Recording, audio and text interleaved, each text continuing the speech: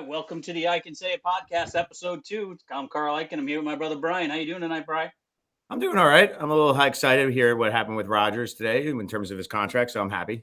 Oh, I didn't hear that. What happened? So he was owed a monster Like buyout from 106 million or something, right? it was like 105 million. So the Jets just signed him, restructured the contract, signed him for 2 years at 70, I think 5 or 70 million or something like that. And they're saving about $35 million on the contract. So it's a contract for 2 years, and then they get and they cut off $35 million so they can always reuse it. And I think this year the cap hit is only 9 million because it's actually almost like a 5-year deal, but it's really the rest of it, doesn't count kind of thing for cap purposes. So it's like it's a 2-year deal that he's going to be with the Jets, and it's going to cost. So it's nice, saving money. Yeah, but is it 2 years where he's going to be like he has to play, or is it like he after year one he still has an option? No, I think that starts after the second year. I haven't looked at the full details, but I think from what I've read and heard so far, it's 2 years. They're saving about 35 million, and then it's really a 5-year contract that will disperse the rest of it out, kind of thing. So it's like 70 something million dollars. I'll look it up real quick, but it's somewhere in that range. Okay, well that's good because then he kind of lets the Jets fans know that he's going to be there for 2 years. Yep, $75 million contract, fully guaranteed, or $75 million, 2 years, $75 million contract, fully guaranteed, and $35 million pay cut to play with the Jets. Surprised he took it because if he signed the other contract for, I guess the other one wasn't guaranteed. So what happened is he was guaranteed 105. So he's leaving about 35 million guaranteed on the table. Okay. So he was guaranteed like 105, 110, but it was most of it like a huge, I think 100 million or something like that was going to go on next year's salary cap hit for the Jets. So they had to restructure it, but he restructured his contract for the trade with Green Bay to get traded to the Jets, and then he just restructured it again for this purpose. Gotcha. That makes sense. So just messing with my lighting here. All right, well that's good news. I mean, I saw you sent me that video yesterday, which I put out there on social media about the throwback uniforms. I like those. Those things are sweet. I love them. I'm excited, especially I would definitely think would love that because that was your years of really getting into the Jets. Yeah, I'm thinking about getting a 99 jersey. Oh, you want to get the Gastineau, huh? Well, I always like Gastineau. Plus, it kind of plays into the Judge 99 thing too for me, so I can kind of kill two birds. I'd love to get a jersey that was half a 99 jersey that was half Jets, half Yankees. That would be pretty sick. I think you could do that. You could probably have that made too. There's some places that make those things. Yeah, I don't make money like you do, bro. Or I should say, I don't spend money like you do, bro. No, it's not. Spend money like me. I don't know. I know I usually see them in the New York area, but there's like probably places in New York that do it, like those like side places that they get it on cheap. Yeah, I've seen I've seen T-shirts and I've seen jerseys that have like all three teams, but I've never seen one with the Yankees, the Jets, and the Islanders, which is what I want. I saw the Jets, the Islanders, but it was with the Mets. And I was like, I sent the guy a message because it was a Facebook ad. I sent him a message, hey, do you got one with the Yankees instead of the Mets? Because I know it's unusual if you're a Yankees fan to be also a Jets and an Islanders fan. True. It's usually the Mets, but we're a little bit odd on that one, I guess. Everybody always asks me, like, how did I become like all these fans? And I say, well, if you think about it, in the early 80s, when I was growing up, you guys were into the Jets because you knew some of the players and the coaches and stuff like that. And obviously, I started liking some of the players like from McNeil, Altoon, my boy right here, Altoon. Just wore that yesterday, by the way, so you're wearing it 2 days in a row. Oh, stop. I'm wearing it for the show. So okay. I have I was into the Gastineau, I was into Klecko, I was into pretty much a lot of the players. But for me, really, it was probably the early 90s. Aaron Glenn is my main player. Him and Marvin Jones were the guys that really got into it when I started paying attention to the draft. And then for the Yankees, it was, I'm surprised we didn't come Met fans, but at that time I was already a Ricky Henderson fan and a Don Mattingly fan. I wanted to be Ricky Henderson. I was the fast kid, one of the fast kids in the neighborhood. So I always wanted to be that. We became you're 5 years younger. So we all became Yankee fans because Dad took us to Yankee games because he worked in the city. So he would get tickets to the Yankee games. My first game was a Met game, the '86 World Series. That's my first baseball game. Yeah, no, I know, but you brought, Kenneth and I were different. We got, our first game was a Yankee game. We were wearing Mets hats, so that changed real quick when we became Yankee fans. And then obviously for me, Thurman Munson was always my big one. And then when I was really little, and then when he died, of course, that's he wore my number 15. So Or you wore his number. well, 15 is my birthday, so it's always been 15 in baseball and 51 in football was always my number. And then So for the hockey, I think it was maybe because I was closer with you or anything like that or whatever it is. But I know you and Kenneth were your Islanders, your Rangers. So I don't know how I became an Islander fan overall. well, you were born in '78, right? Yeah, So you were 4, 5 years 5, old when they won the 6. last Stanley Cup. So Yeah, so you were 3, 4, 5. But when your older brother, meaning me, was diehard Islanders fan, watching the Islanders win 4 Stanley Cups in a row. So that probably rubbed off because did you Kenneth do and it just to stick it to Ken though? Did you do it just because no, to not be at the all. I opposite? was a kid. I just I was bandwagoning onto the Islanders. Little did I know that it would be another. It was 4 years straight and then nothing since. So kind of like with the You Jets. and Kenneth took me to my first Islander game. I Yeah. remember it was Islanders, Philadelphia. You guys were warning me about the stands and the fights, and I remember we were behind the goal, upper deck, and at the old Coliseum, and they were like 2 sections over. There was a huge brawl between a bunch of Islander fans and Philadelphia fans, and you and Kenneth were like being ultra protective, thinking that I was gonna and at this time I was like 12 or whatever it is, and you guys were like, oh well, I don't know if we're gonna be here, blah, blah, blah. And I'm like, oh my God, that's so cool. Yeah. Well, that's one thing I loved about living in New York was I got to see a ton of Islander, especially a ton of Islander Ranger games. You could go to the Mhm. Coliseum. You could go to the Garden. Those are my favorite games of all, especially games that were at the Coliseum because with Coliseum it was more 50-50 fans. So it was the Pot Van Sucks versus the Let's Go Islanders and all that stuff. So Well, now I I, mean, as I told Kenneth, I have to mail it out still. But I told him they've been asking him for years. I got Potvin socks for him, so he's gonna have Potvin socks. He's been asking for it, so they're gonna go out to him. well, I used to love what was it 1980 was the chant for a long time against the Rangers. Oh, Yeah, 1940. 1940. 1940. You're right, 1940. So it was like, yeah, 1940. Screw you, Rangers. But of course, here I am now. It's nothing since the '80s with the Islanders. Nothing in my whole life with the Jets. And thankfully, I got to see the Yankees win a bunch of World Series in my lifetime because there's a lot of fans that actually I don't think Cole. Yeah, It's Cole. '09 is the last time they won it. Yeah, so he was 6 years old. No, yeah, he was 6 years old when the last time he won it. So at least he got to see one. Well, Me, I isn't got to that around see. the time? Well, we took him at Derek Jeter's 3,000th hit.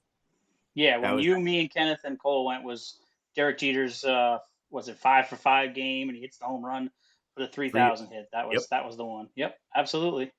And then I think you and I, the biggest game, one of the biggest games I've been for the Islanders was you and I at the playoffs in '93 when Pierre Turgeon got hurt. We were at that game, center Yeah. ice, over to our left side. We were celebrating a goal, and then all of a sudden, we're like, "What just happened?" Well, the one thing I loved about hockey back then is there was actually real fights. Mm-hmm. Each team had a thug. And you get to see that was the best part of the game. You were waiting for somebody to get into a fight. They still have that. I mean, fighting is Yeah, still a but major part of it. nowhere near as much as they had when I was a kid. No, your thugs are now have to be actual skilled kind of players. Like they have to Right. have some type of skill, or they're big checkers. Like for the Islanders, you had Ross Johnson, you had Matt Martin. They were guys that would step up to protect any of their big players, their elite players. And they're not scared of it, but they're also better than the Ty Domies or the people that Who was it for the Rangers that had that was a big fighter for them back in the day? But they're not just role is not that. They're play on the fourth line, or they play a more impactful game, I think, now Yeah, than or they they do. just or the back then the guys would just come off the bench for the face off so that they could get into a fight, rile up the crowd one way or the other. I used to love that. You got to remember this was the time too when I used to go to the Garden to watch the WWF back then. Now the WWE. So I was there for Hogan and Andre the Giant and all that stuff. I used to love that stuff. I never was there. I never went to a WWE, WWF. Never went to one. I was Oh, a I went fan of to it. WrestleMania and had cage matches and Royal Rumbles. It was awesome. I was too young. Al's nephew Brian used to take us, and Yeah, I I used to never. I love was it. just too young at that time to go to it. I mean, I was into it, but I don't think I was very into it. I was a Hulk fan. I was a Jimmy Superfly Snuka Yeah, fan. That was my guys, and then the Heart Foundation, the British Bulldogs. But British I Bulldogs. sort I of grew love those. Yep, yep. Oh, I want to show you. I just got this one in. So there you go. Oh, nice. You go in that Yep, gray theme all around. dude. That's what I got. Here we go. I got three of them right here. There's my Jets, my Islanders, my Yankees, and my Jets. Yeah, you got to get an 80s style Jets hat like that. Maybe we'll see. We'll see. I Because like the I have a gray feeling because that's what I it think they're goes going with back more to. stuff. I got to be I more think they're color going back to that. coordinated. What's that? I think they're going to go back to the 80s logo and the helmets. The fans have been clamoring Honestly, for Brian, it. I don't care what the logo looks like. I don't care if it was the worst logo in the world. Just win something for a change. Seriously, I don't care. Just win one for Yankees. Just won. Thankfully, beat the Mets 3-1. So There that you was go. good. Well, But nah, speaking well, of the Yankees, hearing that the possibility of Judge coming back this weekend, I know Michael Kay went off on the air, and he's like telling today when I was driving around, he was saying pretty much if I were other baseball teams, I would never pitch to Aaron Judge. You already see yep, the rest of the lineup can't do anything, so why pitch to him? Just walk him every time. yeah. Just pitch around them. Get them to Give him strike the out, Barry maybe. Bonds treatment. Well, that's the problem with the Yankees. You got players that just can't play. I mean, it's still, and we talked about it last week. Everybody was, including myself, was a little hyped up because they swept Kansas City, but Kansas City's the worst team in the league, and they come back out last night and after a day off and just play like shit again. It's like, It's funny. Michael Kay was bringing up that on the show. He said it was he says they were 8-1 against KC and Oakland, yep, and they're below 500 against the rest of the Major League Baseball. yep, They're plus 32 runs, or plus 41 runs or whatever it is against those two teams, yep. and they are minus 32 against the rest of the Major League Yeah, Baseball. yeah. Minus, no, I think, yeah, minus 30 something against the rest of the league. And I was listening to it too on my way home in my 3 hours of traffic today.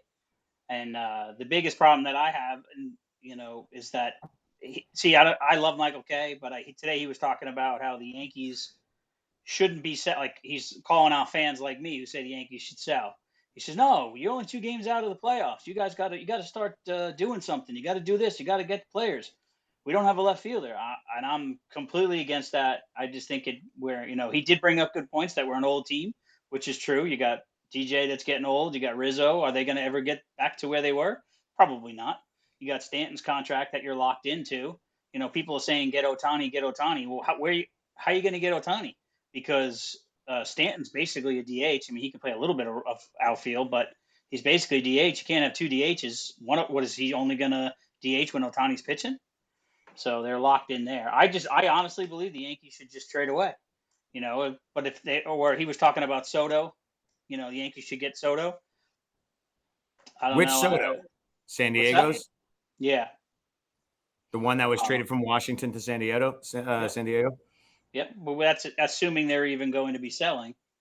I don't know. I'm just at the point. He's like, "Oh, if you want him to sell, you're not a real Yankees fan. You're just a blah blah blah." I'm like, "No, I'm a diehard." And he put it right. A diehard means you die when they win. You with them when they win, and you die hard when they start losing, like they are right now. But I am pretty pissed off, and I'm willing to wait another year or two for them Well, to see, that's the thing. I think that's where Michael K's point's coming in because he knows the majority of Yankee fans do not have patience.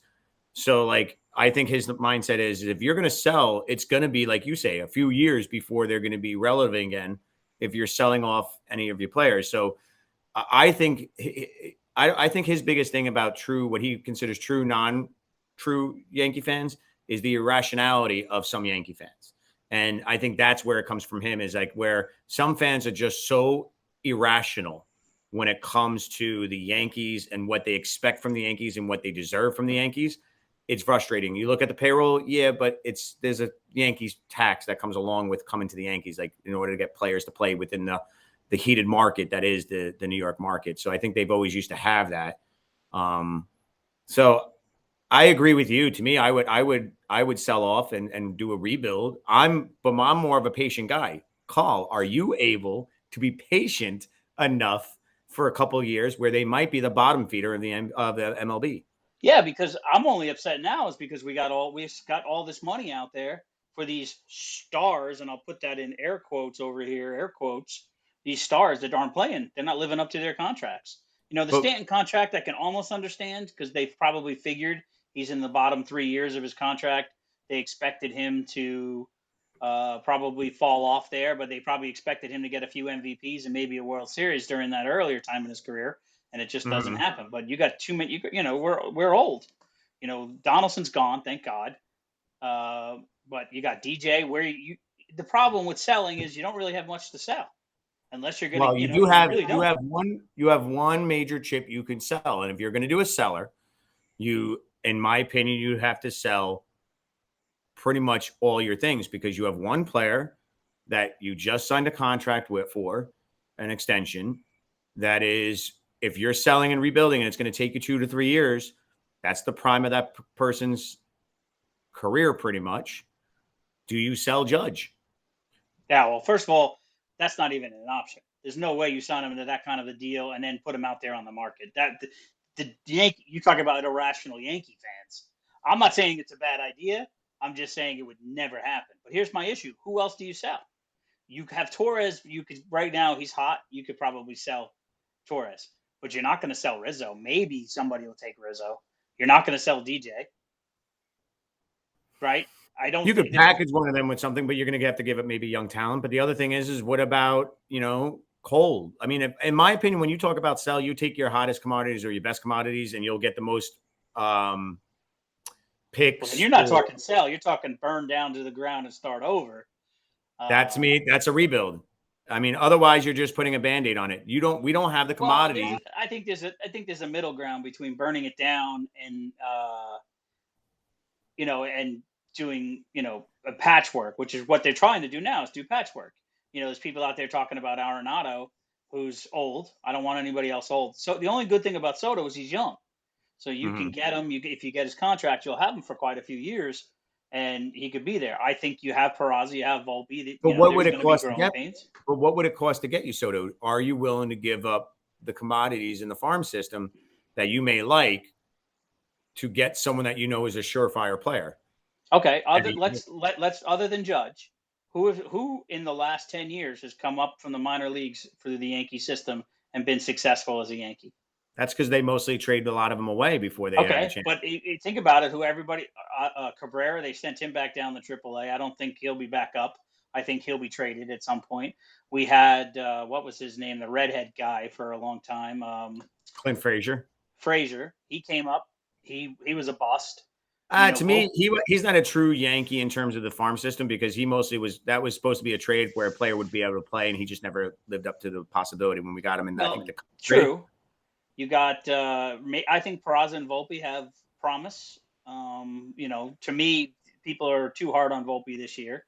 I just don't see how you expect a rookie to play well when he's around all. Like I said last podcast, is that when he's around all these stars that don't perform, you're not in the right environment to. Mhm. Maybe when Judge gets back, I'm hoping because I think Judge is pretty close to him.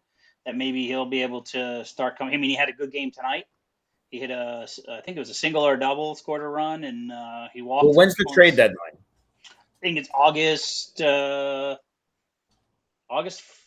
August 1st. So technically, if you have Judge come back this weekend, you have about 2 weeks, a week and a half, where you could see how the Yankees do, and then you'd have to see who they're going against to get an idea of their, how, um, Trade how they're. deadline is next Tuesday, August 1st.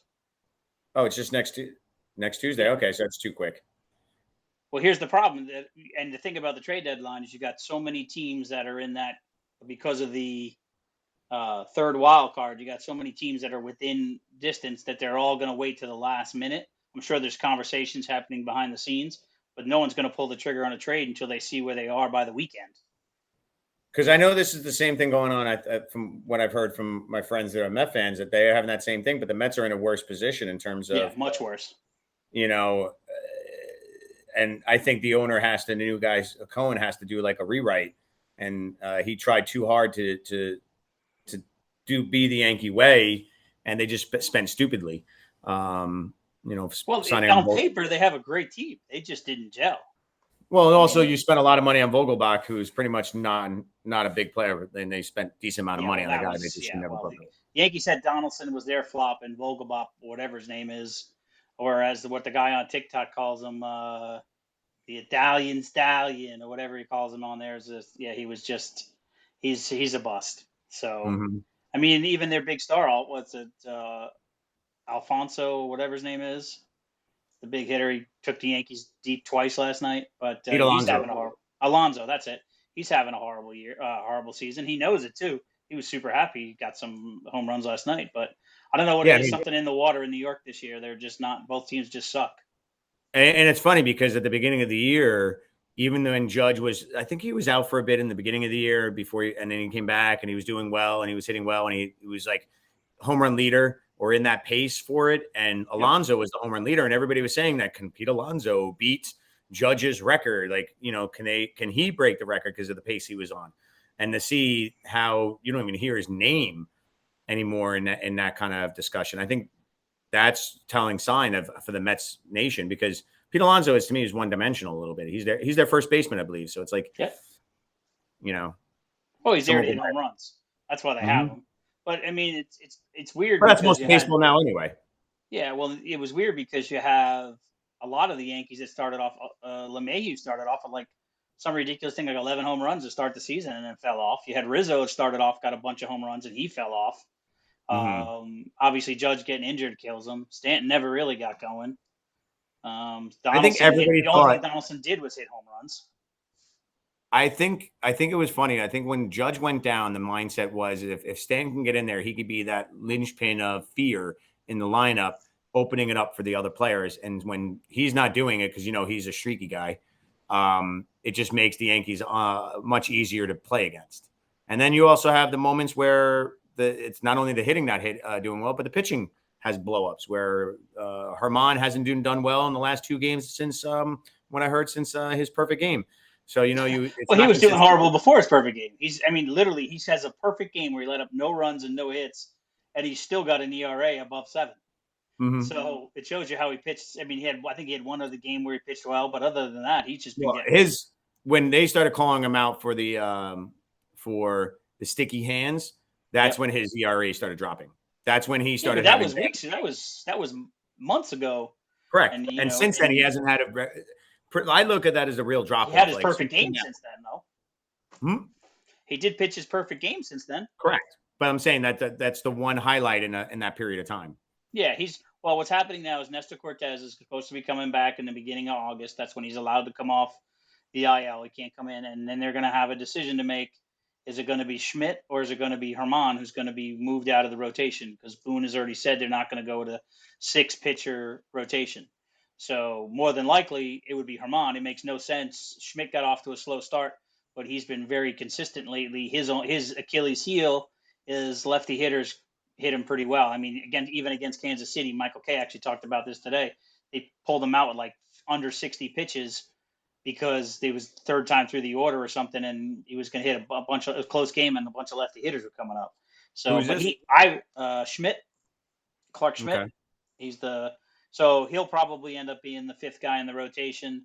If we get to the playoffs, he probably won't see much time, and because you're So going to have who do you see the rotation as? Cole. Cole is number 1. Uh, it's going to be between, depending on how then you got Rodon, you got Nestor, and you got Severino. Now Severino had 2 games where he was just completely horrible. He looked pretty decent the other night. Rodon actually pitched well tonight for the first time as a Yankee. His first 3 games were horrible.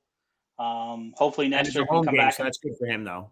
yeah, and he didn't get booed after blowing the kiss. So I guess people just there's so much other shit going on they completely forgot all about it. Or I But just think that it's California fans. Who cares? Well, it was Yankee California fans Yankee in fans. California. But Yeah, I but just who think cares? there's so much other stuff for Yankee fans to worry about. They just said, well, you know what? I'm not even gonna, because they didn't even boo last night, which is amazing. The Yankees were losing, and the Yankee fans didn't really boo. So I mean, he got the win tonight. And he had 4 hits, 1 earned run, 3 walks, and 4 Ks. It's not lights out stuff, but it looks like he's slowly maybe starting to get back into it. Maybe it's just taking him longer. Because if you look at he's gone 5.1, 5-0, 4-1, and then now 5-2 outs, and he's averaging about 4 hits a game. But he had 2 runs, 4 runs, 6 runs, and his strikeouts haven't been dominant. So maybe he's going to slowly start getting going. well, they're Hopefully, saying this is his quote unquote spring training. So yeah. Like he never really did any of that stuff. So I don't know. As a Yankees fan, and people are going to say, well, you're not a diehard if you think that. I almost don't want them to make the playoffs because I really want it to. Because here's what's going to happen: if the Yankees squeak in and make the playoffs, it's going to excuse a lot of the bullshit that went on this year and the lack of play, in my opinion. And if they don't make the playoffs, it's going to really force the hand of the owner of Hal Steinbrenner to make some sort of a decision. And now, I guess Michael Kay said it today. There's no way, even if he gets rid of Cashman, even if he gets rid of Boone, he's just going to replace him with two people that are just like him. He doesn't think they're ever going to give up the analytics part. I don't think Um, Cashman's. I honestly don't think Cashman's the issue. I'm not a fan of Boone, but obviously the Yankees want the analytics, so Boone's very hard for them to get rid of him. I just look at you it can this way. find any manager to do analytics. Yeah, but I mean, if you think about it, in Cashman's time there, they've only had 3 managers. They had Torre, um, what's his Girardi. name, Girardi, and now Boone. So like, I just think he's more of a loyalist kind of guy, and I think Girardi only got out because I think the push was fan analytics, and he just pushed against it. They're giving him like 10 years, so you know maybe 5 more years we'll have before we see goodbye to Boone. I look at it this way. I do, though, one thing I think that's going to come out of the season, no matter what the Yankees do, whether they make the playoffs, don't make the playoffs, whether they go to go to the World Series, don't go to the World Series, do very well in the playoffs, whatever it may be. I think they're going to retool as best they can, or Cashman's going to look at retooling as best they can. I think they're going to try to retool and make it a more universally sound team with the hitting, because I do think they were dependent too much on the long ball hitting with the batters and using that for the analytics. So I do think there's going to be a lot of change no matter what they do. My fear is that someone in the organization, whether it's Cashman, whether it's Steinbrenner or not, and if they do very well in the playoffs, they're going to look at it and go, well, see, this team is the right team. It was Yep. just injuries that hurt us for the season, and that's my only fear, is that the injuries highlighted weaknesses, strenuous weaknesses, where Yeah, you but the lose one. question is, do they do anything about the weaknesses? Because I'm sorry, Rizzo wasn't hurt. LeMahieu's not hurt. Donaldson wasn't hurt until recently.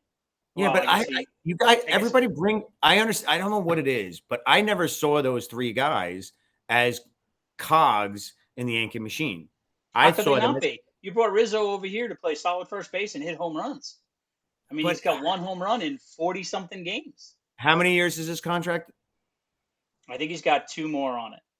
And that was the contract that they got when he came over, right? It's not what I they gave believe him. so, yeah. No, they just re-signed him. They re-signed Okay. him in the offseason right before they signed I don't Judge. know. I think In my mindset, maybe because they're hashovers from previous people, and I know the Yankees sometimes will pay that extra year, knowing that they don't care. They just put the money in the back of the books, kind of thing.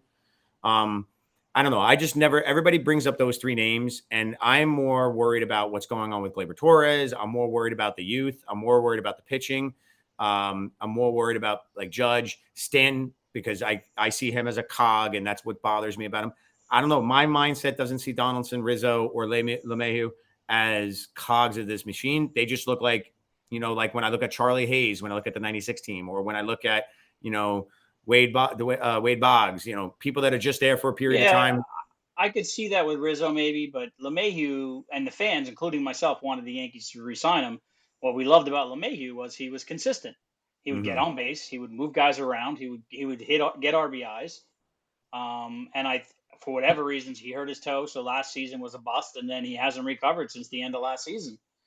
And and then as far as Gleyber Torres goes, he's hitting very well. He's playing very well. He's playing above where as they say, the back of his baseball card shows. But I think now's the time to get rid of Torres. He's hot. You can trade him, maybe get something for him, and just let Peraza and Volpe play on the infield, and for the So you're remainder of the hoping year. it's more of a you're hoping it's more of a like a Cano kind of move where his career goes down a little bit when leaving the Yankees. Like you're trying to get rid of him hot. You don't think he can maintain this going forward? No, absolutely. He's never ever been consistent. If you go back and look at his career, he's never been consistent year over year, even within the season.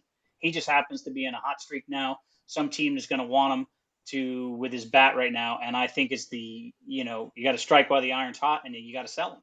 And if I you can sort of get like the one reason I like him is because he's a Baltimore killer. He's a Baltimore Yeah, but he Orioles. wasn't even a Baltimore killer this year. That was 1 year where he hit a bunch of home runs. I mean, he's hitting. Don't get me wrong. He's actually been playing pretty decent defense in the last few games, but he's generally a liability on defense as far as I'm concerned. He's definitely a liability on the bases. He's got no baseball IQ or very low baseball IQ, in my opinion. Knowing when to run, when not to run, he can be lazy. I've noticed where he tries to pimp it, and then he realizes, oh crap, I need to start running because it's been a Is problem there for him. someone in the system that can take his place at second? Yeah, I think I think you put Volpe at second, and I think you put Peraza at short. Peraza What's supposedly be Peraza's the natural position?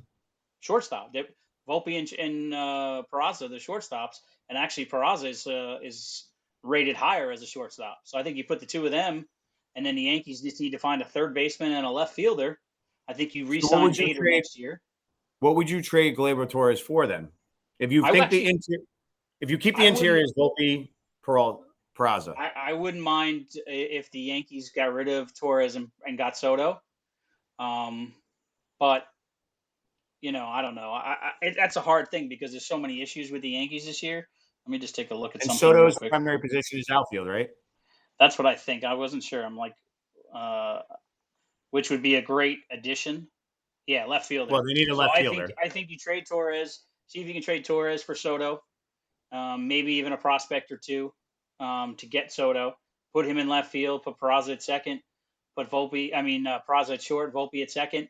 And then you got to figure out what you're going to do for third base. And then honestly, what I envision is you got Soto in left. You got Bader next year, and I think you extend his contract.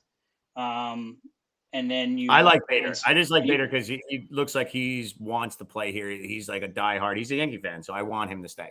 Yeah, so if you can get Soto, Bader, and Judge for next year, and then you got to get a third baseman. Then you have Peraza at short, Volpe at second, and then you already got Rizzo, so you just keep him there at first base. And then there is talk about bringing in a new catcher. I don't know. Defensively, Trevino and Higgy are pretty good. Higgy's actually having a decent year for Higgy at the plate. But so there's some issues there. And then I think the pitching is going to be fine. I think, I think Rodon hopefully will grow into it, even though I've been very critical of him. Hopefully he grows into it even for next year. He'll have a full year and then spring training. Then you'll have Cole, you'll have Cortez, you'll have hopefully Severino is doing well. We'll see what they do with Schmidt. They'll probably trade and get somebody else to take another starting role. And then the bullpen's been great. The only thing that's hurting the bullpen right now is they're pitching too many innings. They're putting too much on them, and they're tired. Yeah, well, if your pitchers aren't making it close to the seventh inning or at least before finishing the sixth inning, then it's a killer on the bullpen. Well, not only that, they're constantly coming in close game or losing situations where they're trying to hold the lead that's one run, or they're trying to hold the other team down so we can try to scratch runs across, and we just don't do it. But I like Volpe, Peraza for their speed, Bader for his speed, so you're going to have some speed on the bases. I guess we're going to keep LeMahieu because you're not going to be able to trade him, but he could be utility guy, fill in because he can play third. You can even put him at third next year, really. And then it's a matter of what they want to do with IKF. I don't think IKF's going to last after the season, even though he's having a pretty good season. What do you mean last? You think they might get rid of him? Yeah, Why? they have to. You don't have enough room on the roster. You have to. I mean, he's doing his job, what they expect of him. what I should say, what they're asking of him. What he's playing outfield now, plays third, he plays short, he plays second. He's just doing whatever he's pitched. Unfortunately, because that means the Yankees are losing by a lot. But Mhm. and I he's was just looking at. theoretically he's a backup catcher. He's the third catcher on the team too. So, Okay. but I don't know. I just foresee I'm at this point mentally where I'm ready to start thinking about building for next year. Because even if they Okay. make the playoffs, I don't foresee. I mean, look what happened with Verlander last night. I know you didn't see the game, but Verlander, top pitcher, and we can't hit. We cannot hit good pitching. And if we can't do it now, we're definitely not going to do it in the playoffs. When basically every pitcher you're going to see is number one and number two starters from every team. So, although if they make it into the third wild card, they're going to most likely play the Milwaukee Brewers. They seem to play them well this year, but I they also just might. look at it this way. There's some teams that look like they're in the hunt for the playoffs that, like even if you look at the Orioles and stuff like that, where they're going to be newbies a little bit, like they don't have the confidence. As long as you can avoid some of those more seasoned teams, you could probably make a round or two at least, right? Don't you think? Uh, yeah, but the Orioles are a different animal this year. I mean, they're in first place right now. Um, the Orioles, they they took their lumps for the last 2, 3, 4 years, and they're a year ahead of schedule as far as most people would say, and they're Mm-hmm. just they're forced to be dealt with, and I guarantee you they're going to pick up some pieces here before the trade deadline. They'd be stupid not to fill in any of the weak spots that they might have. So the Orioles, like I'm not even worried about the Rays so much this year. They've kind of fell off after that great start. It's the Orioles that have been very, very, very consistent this year. We actually play the Orioles coming up here pretty soon, within the next week. So we'll see Okay. how that goes. Actually, Friday, because if Judge comes back Friday, it'll be in Baltimore against the Orioles. So they're playing on Friday, Saturday, Sunday. Anticipate one or two home runs from Torres during that time span. I'll be happy. I just want to see some line drives, but hopefully Judge gets there. There's no guarantee he'll play on Friday, but hopefully he'll play this weekend. We'll see what happens. Then we got to play against Houston after that. So it's a tough road the next week and a half, and that'll really the Yankees are either going to build themselves back up into this, or they're going to just be further and further behind. So Okay. we'll see. So But I'm shifting out looking. of that, shifting Yeah, out of the Yankees, have you been keeping up to date with what's going on with Jets training camp or anything like that? I've been following it on Twitter. I've been just paying attention. I've been watching some of the. I'm kind of torn because whenever you see video of Rodgers throwing passes, great passes in training camp, then I'm like, wait a minute, that's our defense too. So what does that say about our defense? Or if you see the defense totally just knocking balls away for like, wait a minute, what's going on? So it's one of those double-edged swords. Like, oh, that's great play, but what does that say about our either offense or defense? So it's hard to Well, tell. I mean, you think about it this way, it's iron sharpens iron. And now the Jets defense is going against the top flight quarterback in regular practice. So that should help them overall. Um, I will say this. If you want to keep an eye on it, like there are some reporters that do a good job of giving you a highlight of the day or write-ups of the day, telling you like how the offense won this, the defense won that. Like, Sauce Gardner got the first interception of the training and in full pads against Rodgers, and it was just a miscommunication throw between Rodgers and the receiver, and that's pretty much how Sauce got it. I mean, the biggest thing I'm getting out of it though is so far what I've heard is Izzy, the new running back that they drafted, looks solid. Looks like a good backup. He's going to be a good, solid backup player. But you also have Garrett Wilson and Aaron Rodgers' connection is supposedly insane, even to the point where even Devontae Adams is now, his old former 17 favorite target is like making comments of like, oh my God, like based on video that is being shown of Rodgers with Wilson. And I heard there's really good competition between Wilson and Sauce Gardner at times when they're going against each other. And obviously, most of the videos I see, it looks like Wilson's just destroying all the other people they're going against, except for like Sauce. And it's like a battle between the two of them. Well, that's good. I want to see them both battle. Hopefully, make them both better. Yeah, I mean, and the fact that we got Quinn Williams back. I know it's not the Jets, but in football talk, I don't know if you heard about this, but the Giants signed their offensive tackle who was drafted the same year as Becton. to the biggest contract in the left tackle's NFL history in terms of guaranteed money.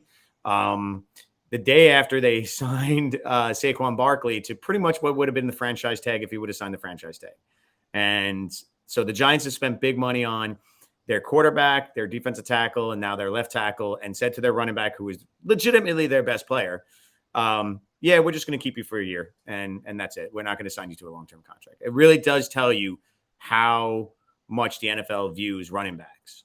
Yeah, which I find miraculously, I want to say weird, or it's like I remember like running backs used to be like Curtis Martin and Emmett Smith, and running backs were a huge part of football, and now it's like, we can replace you. We'll find somebody else.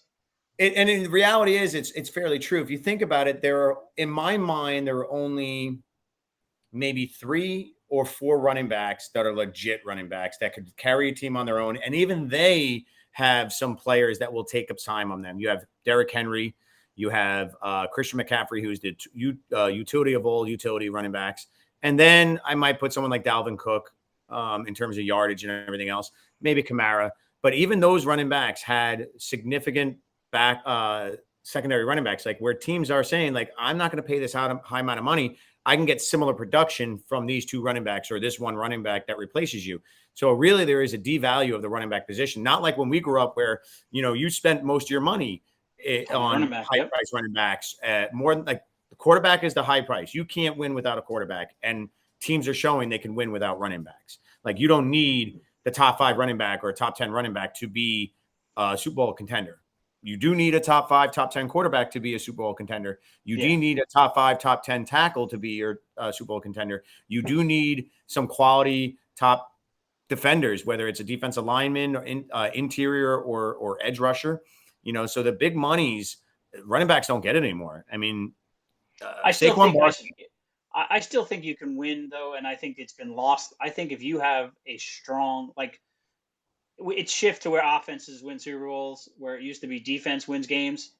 I think if you have a strong, super strong defense, and you have a really good quarterback, and you can have average receivers and a good running back, you can still win.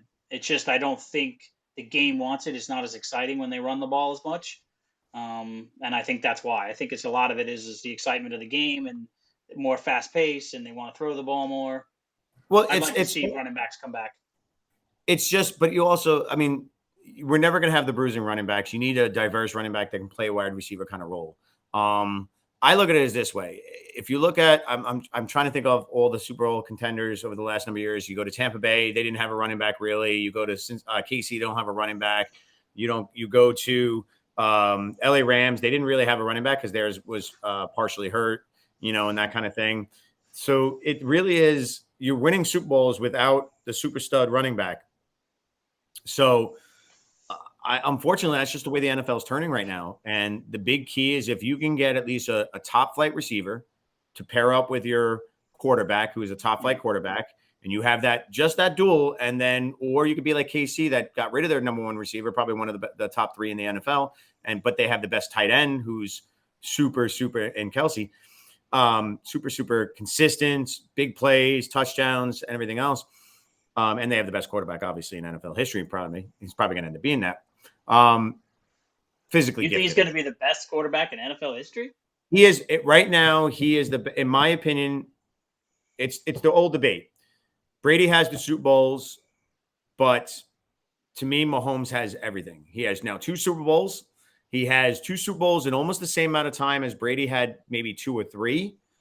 So you have a long period of time. You don't see KC really slowing down. The biggest problem is that they are in the AFC, which has Buffalo. Looks like they have a solid team. You have Joe Burrow and the Bengals. And then if the Jets can maybe pull out a Super Bowl, one Super Bowl within the next couple of years, it's going to be tough. But Brady has what, 6, they say? Is it 6 Super Bowls or 7? I don't even know. Too many. Yeah, it is too many. But the reality is that that's over a 20-year career. Mahomes is more physically gifted than pretty much any quarterback, except for maybe when you talk about Elway with arm strength, Marino with arm strength. Yeah, but I'm not saying he's not a great quarterback. But you said you think he's going to be the best quarterback of all time. And I'm sorry, it's as much as I do not like Brady because he was So, on the Patriots, he was able to be consistent for 20 years. So Mahomes has a okay. long way to go in order to take that title of best quarterback in the history of football. I said he, but I didn't say he is. I said he's going to be. And physically talented he is right now. But my thing is this way: what is the distinguishing topic that returns is the greatest quarterback? For mostly, we all say Brady. It's because of his championships. So if we use that as the tool in sports, then Yogi Berra is the best baseball player that ever existed. No, Then Bill see, but Russell is that's not true because I think Tom Brady, obviously, he had Belichick with his defenses and stuff, but Tom Brady is probably one of the smartest quarterbacks that's ever played the game. I mean, he could really just change gears in the middle of a game and totally just take over, especially when you're talking fourth quarter. So it's not just because he won championships; it was how he won championships. I'm not saying he's not flawed because he does have his flaws, but it's gonna. I'm sorry, I won't agree with you any way, shape, or form so you're until saying maybe Brady's given better if than Mahomes is around in 4 years and he's playing well, we can have that Brady's better than discussion. Montana. You're in your opinion, Brady's a better quarterback than Montana. It's definitely an argument that I would be willing to make, and I'm again not a Brady's fan in any way, shape, or form. And I would much rather because I would actually say that he's a better quarterback than Montana. Yeah, I'll Why? say that here. Why? I just think he is. Montana was a very smart quarterback. He could throw. I just think Brady was a better quarterback. I think overall he was a better quarterback. But but like what is it your reason for it? I just think his understanding of the game. I think his ability to make adjustments that I don't think Montana did as well. I think Montana was great at what he did, but I don't. I think Brady was much more, as we say in baseball, baseball IQ. Brady had much more of a football IQ than Montana. Not saying Montana didn't, but I think Brady was a higher I would IQ player. listen. I will give Brady the props. Unless the flake gate is real, then maybe not. All right. So, well, you always have that possibility because it's not just Flakegate; it's also Spygate and all the other things. So you never know how many of those championships are legit because they were caught filming pre-game and all that stuff and during games. So to me, there's always going to be that slight stigma shadow. But I will say one thing about Brady, and I will agree about his intelligence, is the fact that he is smart about getting the ball out quick. But most teams weren't able to do the one thing that actually rattles him, which is put pressure on him. You put pressure on him, he becomes an average quarterback, and there's nothing in game that can change that. He had the benefit, and I think this is where I think NFL teams, if they really want to develop a quarterback and really make it where the quarterback comes like a franchise quarterback and you have success for long term, you have to follow the Belichick way. And this is the one thing you got to do is do not put too much pressure on your quarterback the first few years to be the winner. Brady came in. If everybody wonders that, it was the defense that ran that team for the Yeah, first few seasons. absolutely. It wasn't until Brady started. If you notice, when Brady started, before Moss got there was a sense that Brady was starting to grasp the offense, and then he can control the offense, and it was the quick passes out. He knew where players were going. I'll never take care of it. I'll never take away from his smarts. But you got to admit, he did not have the strongest arm. He wasn't the most fleet of foot.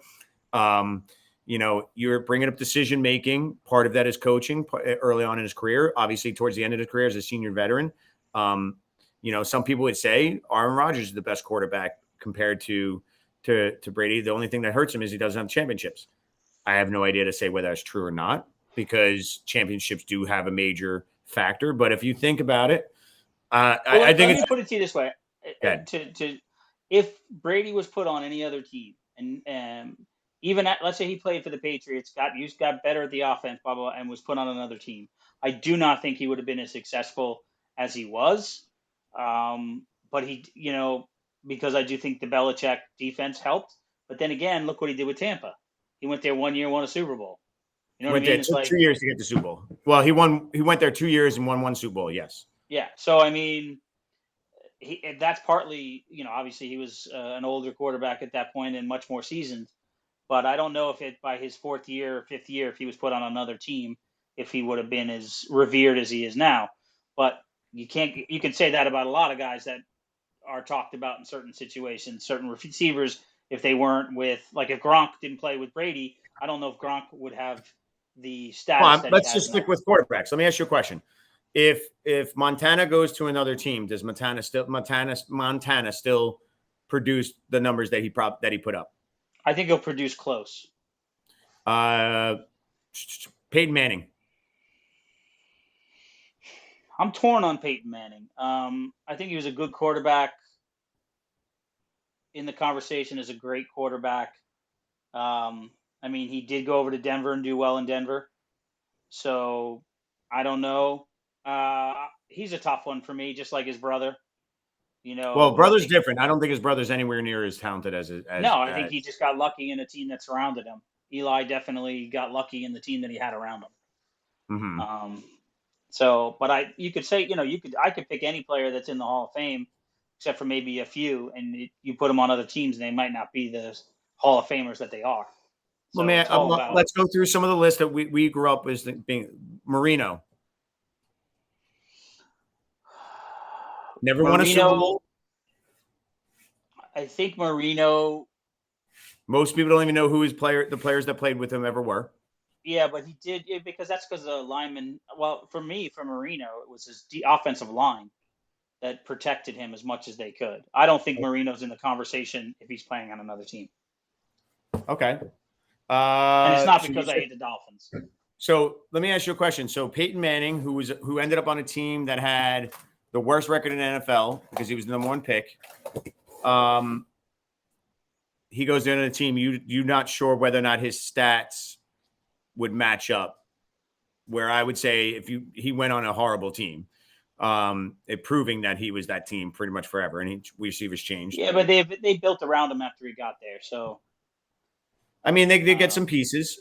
He's smart. Don't get me wrong. He's a super smart guy, but he didn't produce as much. If he was as good as people want to say he is, he would have produced more with that with the Colts than he did. What produced more? How? I mean, the guy more owns Super Bowls.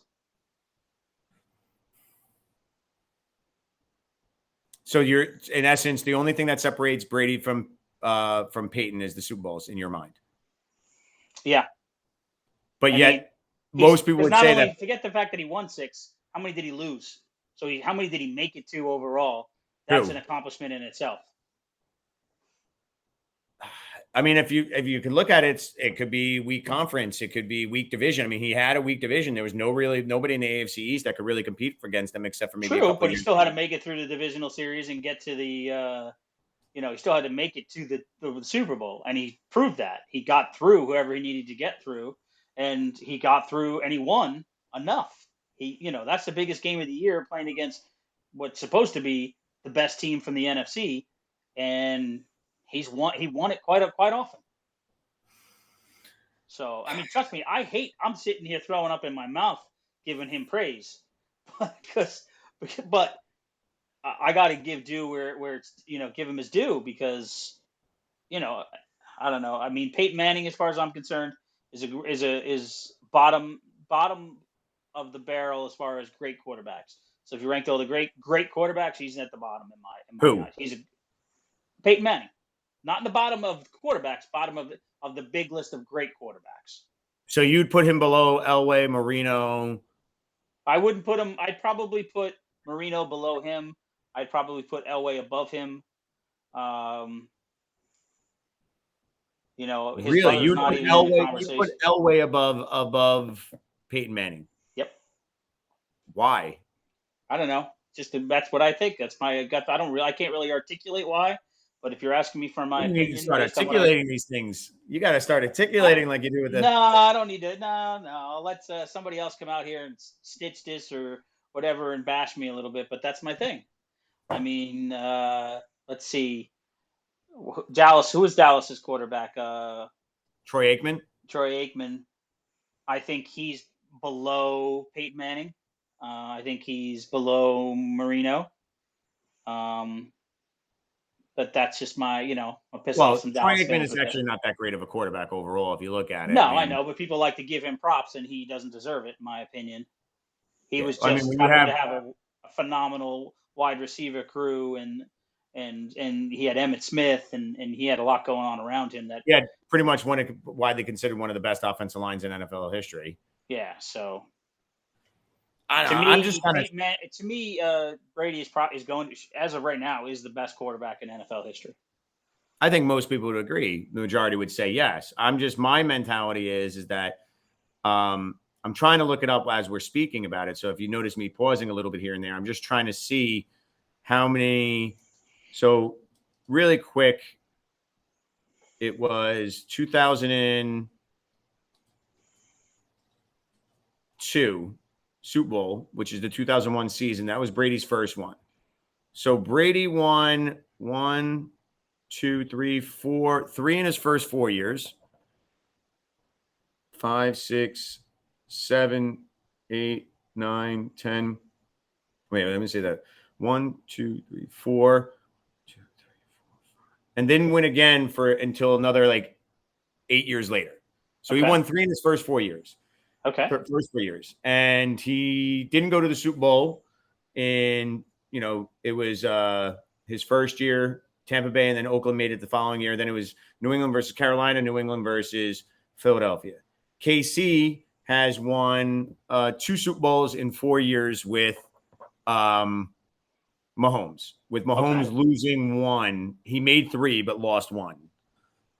So within the first pretty much 4 years, five Yeah, I'm years. not saying there's not a possibility he'll pass Brady, but I can't put. I would never say he's going. I don't think. At this point, I'm not going to say he's on the path to be the best quarterback ever in football. That's not. That's not going to. That's you're not going to hear me say that. But you Yeah, I need to understand see more. the reasons I say this is because to me, those first three Super Bowls the Patriots won are more Belichick in the defense, in my opinion. The last three that they won are Brady. Brady's maturity, Brady's ability to grow into a quarterback. Because I look at Brady as this way: he didn't become a true great quarterback until about 5, 6, 7 years into his thing when he really showed that he can control that offense and he can pick apart defenses and read that coverages. In my opinion, I think he really did well early on. And I think the team did well helping him grow. And that's what I was trying to say in the point of if you're running a quarterback, you have to allow them to grow and use the defenses. You know what I mean? And that's why I think a lot of teams fail. I think Cincinnati, like they try too hard with their quarterbacks to be the next superstar. Well, I don't know. Brady's been in 10 Super Bowls and won 6. Mm-hmm. So and he had a 20-year career. So he won. He was in the Super Bowl half of the seasons he played in the NFL. That's Correct. that's freaking crazy if you think about it. Yes, but more than most of those were you said in the first 20-year career, he was in one, two, three, seven. That's four.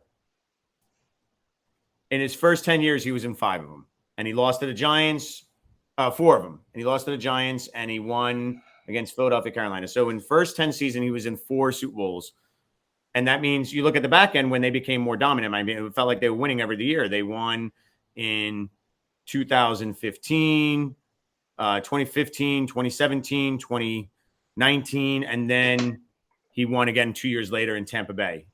So to me, he has 7 Super Bowls, not denying how great he is. I just think people elevate him a little too much, in my opinion, when you look at what, like, and to me, in my opinion, Peyton Manning is better than Brady because Peyton Manning was the man that ran that team from the moment he stepped on the field. And that team was only going to be competitive with him. If he was not there, they would be last place teams, which happened the year that he got hurt and he ended up going to Denver and they ended up getting Andrew Luck. So to me, that's my problem is that, Brady off of that team, they still made the playoff, almost made the playoffs with Castle that one year when he went down with his knee at the beginning of the season. So like it Yeah, but then he sticks with goes to me. Tampa and takes him to the Super Bowl. So But by that time, that's the end of his career where he's solidified. And Tampa had 2 of the top receivers in the NFL, and yeah, and I Godwin didn't say I didn't. That's why I and said Evans. there's some people out there. If you take away some of the people around him, they're not in the conversation. But I think Brady is the best of all time, as much as it pains me to say it. And I just don't. I'm only again. This whole conversation started because I disagreed with you that Mahomes is going to be the best quarterback, has the potential. He's going to be the best quarterback of all time. And I don't think so. I actually think I'll make, what are we, 2023, 2026, he's done. What? He's not going to Done how? survive. I don't know. He'll be done. He'll either be worn out or he'll be injured and he'll be done. He will not last past the 2026 season. He's a So pocket passer primarily. yeah, let's clip that out. Go ahead, clip that out and save it. And then at the end of the 2026 season, let's see where he is. You mean in the 2026 season when he's holding up his third or fourth Super Bowl? No, because the Jets are going to win 3 in a row. They're gonna get the playoffs this year, and then they're going to win 3 in a row. Because they're going to have Aaron Rodgers is going to take him next year. Well, the end of the and 2026. Then after that, it's going to be Wilson. If he's learning from Aaron Rodgers, is going to take him. You said the end of the 2026 season. Mm-hmm. Okay. So you have the 2020, 23, 24, 25, 26. That's 4 years. 4 years. I almost will tell you, I think Mahomes will win at least 2 Super Bowls during that time. Definitely 1, but almost 2. All right. Well, we'll have to, maybe you and I will have to get off air and make it. Well, we'll put a wager on that. I'll bet you $1,000 he doesn't win 2 in the next 4 years. Well, I said 1 or 2, so don't even start doing that. That means it hurts me as a Jet fan. So this is not even about the Jets. There's no way he wins 2 more in the next 4 years. Not happening. Dude, he's made 3 of the Super Bowls in the last 3 of the 4 in the last year. In the last, he doesn't. I'm telling you right now, there's no way he wins 2 in the next 4 years. No way. I don't see a team right now that can beat him. Right now, I said the next 4 years. He does not. I don't think the players around him, the team around him, doesn't stay together long enough. And I don't think he's as smart and as I think he's a great quarterback. Don't get me wrong, but I don't think he is the leader that Brady was. That they can plug and play players around him and still be great. I think they've already been doing that. The players around him. No, I'm telling you, they're not going to do it for 4 more years. Not going to happen. Dude, they just got rid of the best receiver and only kept their tight end, and they have no running back. They literally have one person. You know what? Did you even watch the Netflix? What Netflix? You froze on me there, Bri. Yeah, I noticed that. My face is in a weird position when it froze. What Netflix? No. All right, Netflix has a quarterback. It follows last season. It follows Kirk Cousins, Marcus Mariota, and Mahomes through last season. Okay. This is your homework. I'm a teacher. This is your homework. I have a homework now. Yeah, I used to be a teacher homework too. You can't give me. I don't have to do it. There's no penalty for not doing your homework. I'll call your mother. I'll call your mother. You better do it. You want me to call her right now while we're talking? Because she'll answer. Listen, I will call right now. You know, Mom loves me better than you. So I will call right now. Probably true. But it doesn't matter. Dude, I will tell you, I can watch all the Netflix documentaries you want me to watch. I will make, if there's a Vegas bet on it, I will put $1,000 on it right now that Mahomes will not win 2 Super Bowls in the next 4 years. It will not happen. Will he win 1? Go ahead. Clip it out when we're done, when I post this. Will he win 1? Out, put it on your phone. Will he win 1 in 4 years? Yeah, there's a good if he doesn't win it in the next 2 years, he won't win 1. So you're saying if the Jets win it, obviously he's not winning. So you don't think let's take the Jets out of it for now. If he does not win a Super Bowl in this year or next year, he will not win 1 in the next 4 years. I don't think you've seen enough of him to understand how great he is. I think maybe you've just bought into the hype. That's all. Dude, he is the most physically gifted. He's the LeBron James of quarterbacks. Oh. He's the most physically gifted quarterback. That is a bad comparison, okay? Because LeBron James is a great player, but he's not as great as everybody makes him out to be. We can have a whole another discussion on that. Let me ask you this, since you brought it up. Who's better, Michael Jordan or LeBron? Oh, Michael Jordan. Okay, thank God at least you said that, because LeBron James is the biggest baby in sports. I'm not disagreeing with that. LeBron James, to me, is the most physically gifted player in NBA history. And I will tell you, Mahomes, physically gifted. He's more physically gifted because he's bigger. He's more physically gifted than Jordan? The stuff that Jordan did? Yes. No way. He's definitely maybe stronger, and he can push guys around a little bit, but there's no way he's more physically gifted. What he does for his size is freakish. No way. And that's the Sorry, only thing I'll ever give him. not gonna He's never happen. going to get, he's never going to, no matter what he does, he's never going to pass Jordan in my mind. He's already lost too many NBA championships. He only jumps around to get players around him to be great. But I will tell you this much. He is the most physically gifted basketball player of all time because of his size. He can play point. He can play center. He can play the power forward, small forward, shooting guard. He can play all those positions. Jordan couldn't because his size physically doesn't allow him to. He didn't need Jordan, to. He didn't need to. He could play. He played his position, and he was the best player of all time. And no one's even close. depends on. I mean, I would say I would agree with you on that, but I would No say one is even close. I Kobe have was this close. discussion with Cole all the time because he thinks LeBron is better than Michael Jordan. Well, Never. And I could Kobe, the physically he never gifted. I'm saw sorry. he never is saw he Jordan. never saw Jordan play.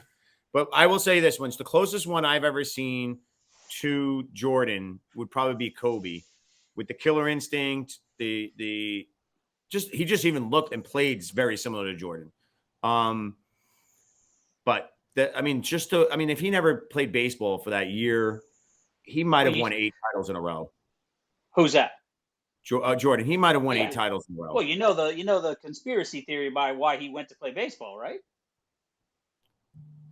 There was something in a documentary about the one of the possible The reasons. gambling situation and everything else. Yeah. Yeah. I don't know But if it's true. It's all alleged. Let me put that out there. Alleged. yeah, But I mean, I'm sorry, LeBron will never hold a candle to Michael Jordan. did you ever watch the documentary? What was it called? Not the Last Stand, the Last Dance for the Chicago Bulls. Yep. It was incredible, but you get a better insight. I just think the one thing that the Jordan has that LeBron doesn't have is the killer instinct, and I think that's the big reason it separates them because I don't think LeBron flops, but I just don't think he has the killer instinct of Jordan, where Jordan was like would find reasons. You just looked at me weird. Now I'm going to take it out on you. You like, oh, you didn't say hi to me, or you did say hi to me. Dude, he would make up stuff. He would make up something and tell people this is what, and something. He would self-motivate him by making up his own story about what some guy slighted him. Let me put it this way. Here we are. I'm 50 years old, right? Michael Jordan's still relevant. He's still in the conversation. I will tell you this: in 20 years, LeBron will not be as relevant as Michael Jordan is today. I disagree. He will be discussed because he is a great player, but his legacy will nowhere near. Conversations will still be had about Jordan in 20 years, probably more than LeBron in 20 years. I think LeBron has a different lasting impact besides the play on the field. That's just it. He doesn't have a lasting impact. His will fade over time. Once he retires, within 5 years of retirement, he'll be less and less talked about. If Jordan didn't have the shoes that everybody's finding to be popular, he would be out of it also. LeBron's is philanthropy and what he does in the community outside of it. I will give him credit in that aspect where he supersedes Jordan in that aspect of positive impact in the community and society outside of basketball. What LeBron does and what LeBron tries to do, putting forward is 10 times better than Jordan. Marketing wise, that may be true. That may be true. I'm trying to see. Hang on here. I'm just trying to see if I can get. Oh, come on! I lost my remote's all messed up for my Fire Stick, and I had to use my phone, and it's ridiculous. But I was going to put on the World Cup. Oh, that's right. Sis was going to come on a little bit, but she's a fan of it. She's too busy being a mom. Yeah. Oh, Owen and Adler. Wow, it's 1-1 right now.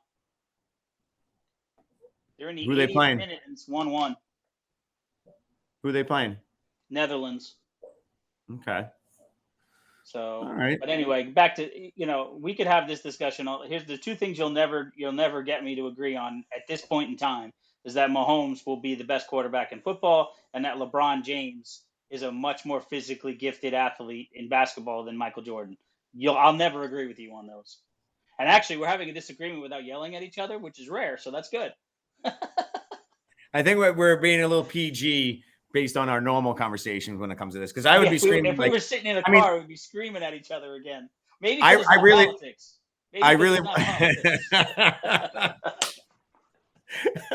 Because if it was politics, we'd be if Alexandra was on this call and we were talking about what she was talking about, the pay disparity in soccer, we might have been a little bit more vocal than we are right now. I agree with her. I know you probably do, and I understand why, but I have the argument against it. I'm not saying that women should, I have the complete argument against it. What is it? Very simple. The women's soccer does not bring the attention that the men's soccer does. The In the amount of national money. stage, they do. No, they do not. When it comes to the money that the U.S. men's soccer team generates versus what the U.S. female soccer team generates, women's soccer team generates, there's no comparison. So, and actually, if you want to look at a percentage, the U.S. women's soccer team gets a higher percentage of the overall revenue than the men's soccer team does. So, to me, if you want equal pay, then we can go by percentages, and the women actually should make less. But I can, the Well, men's soccer in general brings U.S. men's soccer brings in more money than female soccer, and that's why the men make more money, because that's how the money's generated. I would say maybe 10, 15 years ago, I would agree with that statement, but I'm not sure how much. I would have to look it up. Not going to say what you're saying is not true. I know true. 10 to 15 years ago is 100% true, but I think over the last 6 to 8 years, I think women's soccer is taking, I think because also they're enough. I believe also because, and she's not yelling at me. She agrees with me and she's a female. I really believe it comes down to, I think there's no superstar from the men's side.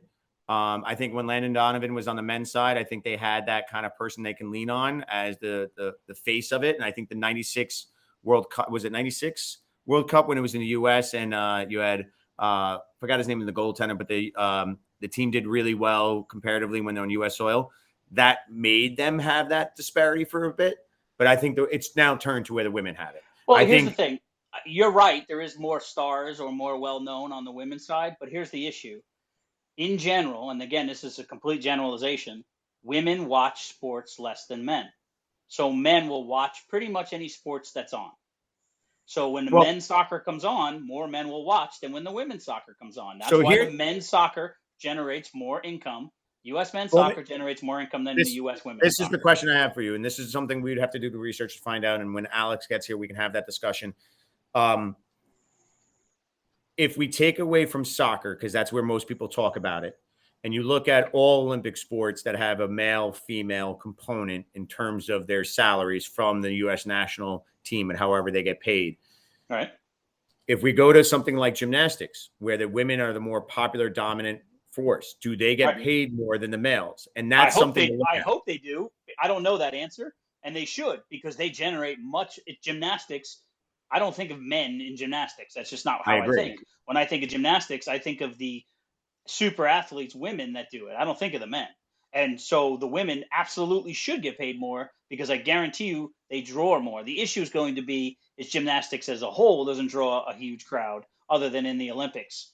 I'd be also interested to know when the Olympics comes on, or I wouldn't say the World Cup numbers. I'd say Olympics, because World Cup you're talking about globally, and I think the World Cup always has big numbers, and I think male soccer, no matter who you're playing against, is always going to have a larger draw.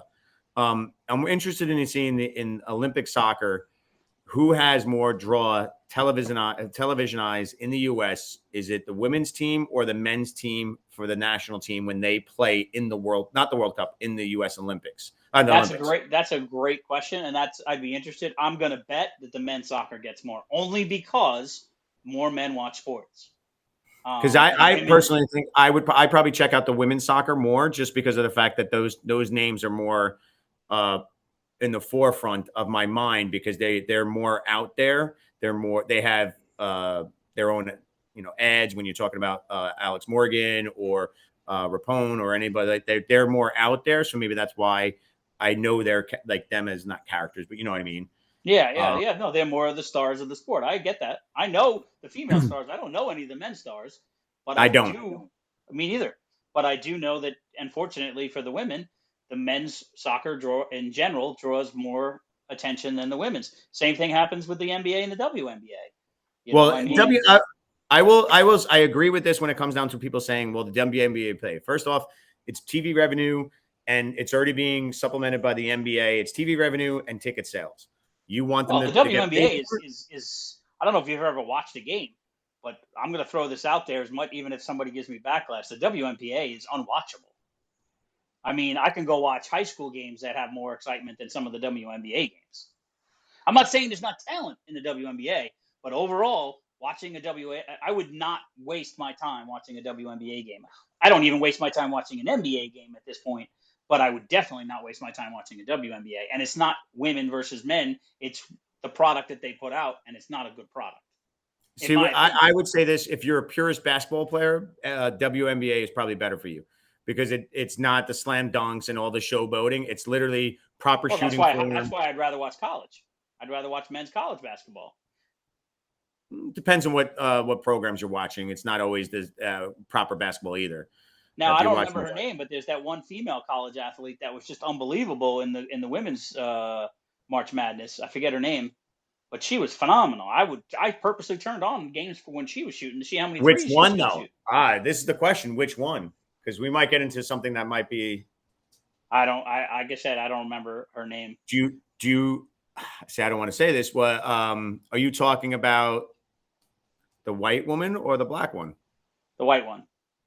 See, that's where most people. I didn't want to bring it up that way, but that's where most people think. Meanwhile, she wasn't even the best player. The best player was on the other team. And Yeah, I I know. won't She tell and you their she got names. completely shut down by her. But she was definitely a better player. But from a watching of the game, from if you're a purist, a basketball purist, you're right. The other team, I think I don't even know. I don't know any of the names. She was a much better player from a purist basketball standpoint, better all around. But to watch the other one, the one that I'm talking about, again, it would be easier if we knew names, but I don't. She just watching her shoot the 3 points from pretty much anywhere on the court was just fun to watch. So that's Mm-hmm. from again, I'm looking at it from a pure watchable.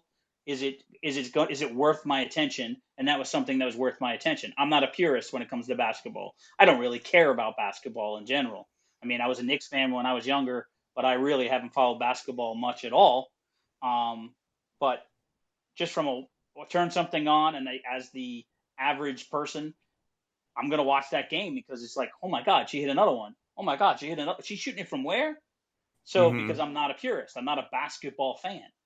So, and I think that's where you have to look at it when you're looking at revenue and sports is like I'm a diehard baseball fan. I know lots of people that tell me I'm freaking nuts for watching the amount of baseball, wasting the time watching the number of baseball games that I watch. But I'm a baseball purist. Yeah, I'm I a think base, you're but I crazy. love the game of baseball. I love the strategy. I coached it for many years, so I like to watch and see and say, oh, I would probably why aren't or they should do this or they should do that. I'm not a fan of players and never have been. I don't love players. I love teams. That's just me. I think, a little bit. You love the Jets, but you're also a player. Like Cole is a player. He loves players. So, like, there are people who will love players and will root for the team. Follow like LeBron. People became fans of certain teams because LeBron was on it. Oh, that's I not don't do me. that. That's I'm not. not me. Well, maybe not. Well, but No, no. there's a lot of fans out there like that. I respect players, and I can respect and appreciate the players playing at their top of their game from other teams. I still will hate them. I still want them to lose when it comes to my team playing Yeah. them. And a lot of times, I sometimes don't want those players that I respect on my team because I almost want my teams to develop that kind of player on their own or draft that player on their own. Like Meanwhile, we I'm just not. got Aaron Rodgers. Well, I mean, I don't know if you listen to me and my friends when we do our podcast, our show last fall, but I was not for it. I was never for Aaron Rodgers. I never said I wouldn't be okay with it. I wanted Derek Carr, if anything, but I also wanted to develop Sam Darnold. I understood why we were moving away from Zach Wilson. I completely agreed why we were going to move him and go to a veteran. But I wanted, if anything, I wanted Derek Carr because I think he's a high quality player that I've appreciated watching. I don't think he's the best player, but I also think you would have had him long term. And I don't like this idea of getting a hired gun for a year or two. So Right. for me, I like to see more homegrown always more than who we get in free agency. You know, no matter what my team is, my favorite players are never really anything other than homegrown players most of the time. You know, and as long as I can remember, players that were drafted or traded for that were, uh, minors or something like that. Those are my favorite players. You ask me any Yankee player, my favorite player is always one of the more homegrown. The only reason I like Ricky Henderson was his style, but I'm a Don Mattingly fan from that time period. You know, Well, I'll put this out there, okay, to show you I'm a Yankees fan. I'll always be a Yankees fan. I don't think the Yankees should have signed Judge.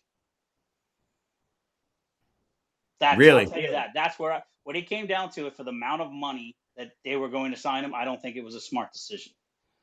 And I love Judge, but from a team perspective, long term, it's not. What to me, it wasn't a smart contract. So it's the But term of the contract that really bothered you. yeah, if they got him to 3 or 4 years and they paid him $50 million for the next 3 to 4 years, I would have been perfectly fine with that. But the fact that they put him out there for the amount of years they had, so we're going to have to eat the tail end of that contract, and I think it's going to hurt our. Well, I don't know how much anything really hurts the Yankees' ability to get players because they will spend, but I just don't like. We're again look at Stanton. People loved it. I hated that trade because I knew he wasn't.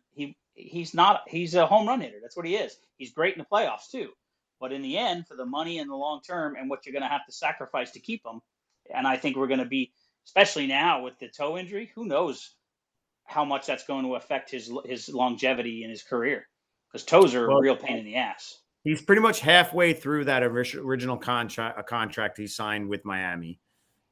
He spent more years now as a Yankee than he did as Miami, at least on that contract. And he hasn't he hasn't done what the contract says he should have done.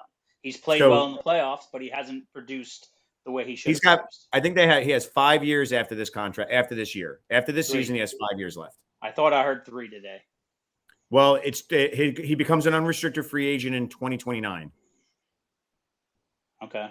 I was just looking at his maybe contract. There's options or something on there after that, what? But I think he might have. I think the Yankees have an option after 3 years from now, or 3 years, 4 years from now, including this season. So I don't know what his contract is, but I'm about the team, not about the player. I don't get me wrong. I like certain players, but I don't live or die by the player. I just put the players in. That's why one of my favorite years for the Yankees recently has been the next guy up. He's got 4 years after this year on his contract. So 2028, he has a club option for $25 million. So it's really 4 years left. And it dips down in 3. So 2026. It's after the 28 season or before the 28 season? It says it's a club option for 2028, unrestricted free agent. 428. So at the end of the 2027 season, which they're not going to take that option. Yeah, so there's 4 years left on it. There's 2024, 2025, 26, and 27. Yep, which is just ridiculous because I know you don't watch the games, but he was on first base the other night, and somebody hit a ball, and he scored from first, but it was the most excruciating thing to watch him run around the bases. And if you watch him play defense in the outfield, there are balls he can't get to because he just can't run. So, whatever. But yeah, we definitely have to have Alexandra on because I want to hear. I know what her take's going to be, and I definitely want to get into the conversation, or should I say the Iken argument over. I would think that I think I would be more the median between the two of you because I do get your points when it comes to female. In terms of what their value is, I do agree. But I also think when it comes to national stage, the pool should be bigger. And I think the pool is based off of revenue. It's not like it's just a guaranteed pool. The pool is based off of their revenue. The bonuses to win a title. I'm sorry, but but the bonuses are based off of revenue brought in. If you're only bringing in $1 million, I don't know what the numbers are. If you're only bringing in $1 million over here and you're bringing in $75 million on the other side, and the $75 million is giving more bonuses, that makes sense because there's more money. But when you look at it from a percentage standpoint, the women are actually making a higher percentage of the revenue as they're being paid a higher percentage of revenue than the men are. Now, I'm not saying the men should be paid more because I don't think that, but I'm just saying that's the reason why the women's soccer gets paid less. Okay, we'll talk about it more.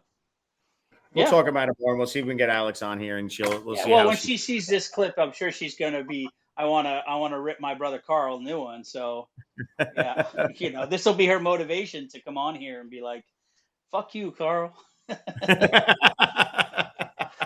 That's one thing I know. She will tell me that. She'll tell me to go screw myself. Yeah. It's all good. All right, But bro. all right, let's call that a night. Good episode 2, something completely different than episode 1. We went all off, and I can't wait to put some of these clips out and see if we get any reaction on, especially LeBron, Michael Jordan, and the Brady Mahomes discussion, because that'll be interesting to see. I seem to be getting some good traction on TikTok with the video, so we'll see how that goes. All right. All right, bro. Love you. I love you too, man. Later. Peace.